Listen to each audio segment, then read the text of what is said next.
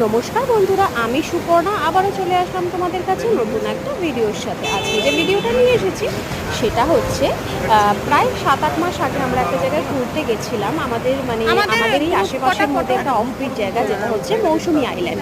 মৌসুমী island অনেকেই নিশ্চয়ই জানবে। এটা ভীষণই সুন্দর একটা নিরিবিলি জায়গা, বাচ্চাদেরকে নিয়ে যাওয়ার জন্য খুব সেফ প্লেস আছে।